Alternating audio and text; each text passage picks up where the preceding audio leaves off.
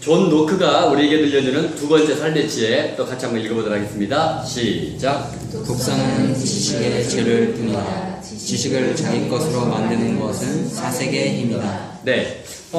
요즘 제가 이렇게 꽂힌 단어가 뭐냐면 독미. 독서는 미래다. 네, 독서는 미래다. 아주 뭐 독미 좋은 것 같아요.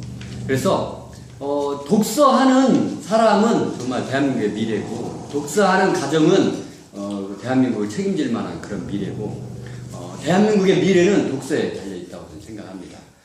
그런데요, 독서가 아무리 좋아도 우리 존 노크는 뭐라고 말씀을 하시냐면, 독서는 지식의 재료일 뿐이래요. 독서는. 그런데 지식을 자기 것으로 만드는 것은 사색의 힘이 돼요.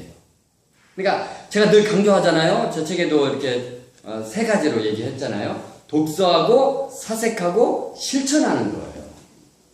세 가지를 해야 돼요. 세 가지.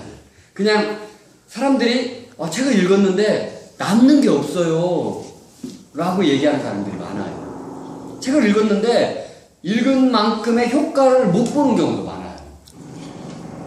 근데 그 이유는 독서 후 활동이 빠져서 그래요. 자, 처음에 독서는 그냥 하면 되잖아요. 그쵸? 그리고 실천도 하면 돼요. 중요한 건 뭐냐면 가운데 있는 독서, 사색, 실천 중에 사색이 문제예요. 이게 존 노크도 독서는 지식의 재료일 뿐이에요.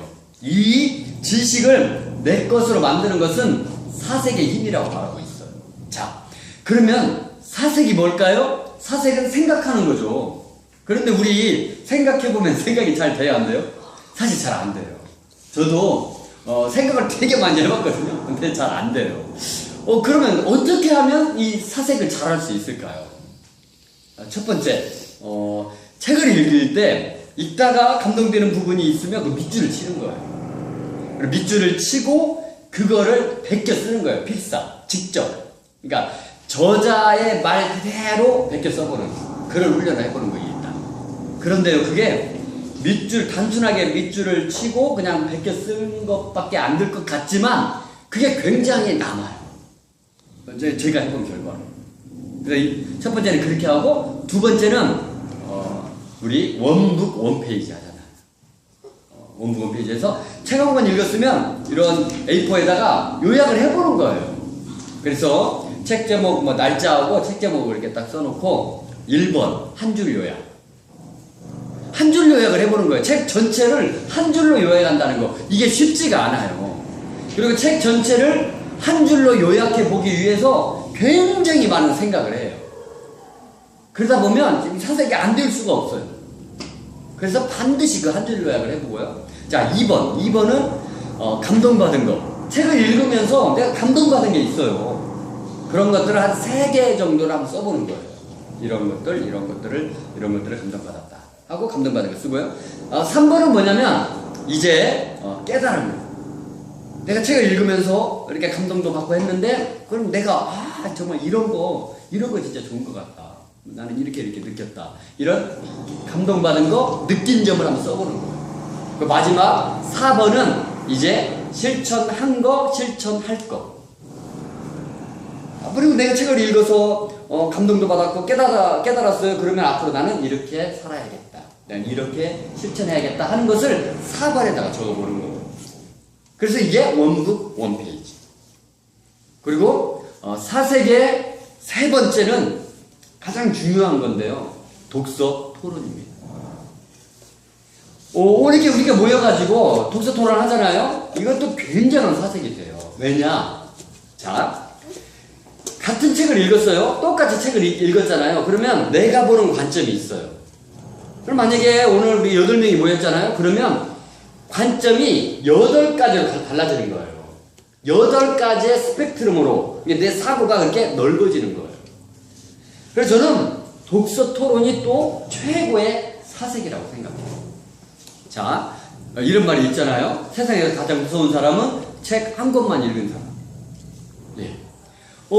독서의 이유는 내 생각의 한계를 깨는 거예요. 내 자기 세계에서 빠져나와서 이 넓은 세상을 보면서 살자라는 거예요. 근데 한 권만 읽었으면 고집이 막 더 세. 자, 두 번째 무서운 사람은 한 분야의 책만 읽은 사람. 읽은 사람과 한 분야의 책만을 읽은 사람은 저는 같다고 봐요. 별반 다르지 않아요. 그리고 마지막 세 번째 무서운 사람은 혼자 독서한 사람. 독서의 이유가 자기 세계에서 나오는 거라고 말씀드렸잖아요. 근데 혼자 읽잖아요. 혼자 읽으면 오히려 더 자기 세계 안에 갇히는 거예요. 그런 사람 많잖아요. 그래서 막 책을 읽었는데 더 이상해졌어. 막 대화가 안 되고요. 그래서 막 독서 무용론을 주장할 만큼 도저히 대화가 안 된다. 저 사람은 이런 사람. 저도 가끔 그런 사람 만나요. 왜냐면 어떤 사람이냐면 저보다 더 많이 알고 있어요. 그래서 말을 안 들어요. 아무리 얘기를 해줘도 안 들어요. 왜냐면 그리고 오히려 저를 가르치려고 막 들어요. 그런 사람은 진짜 답이 없는 거예요. 그게 혼자 읽어서 그래요. 혼자.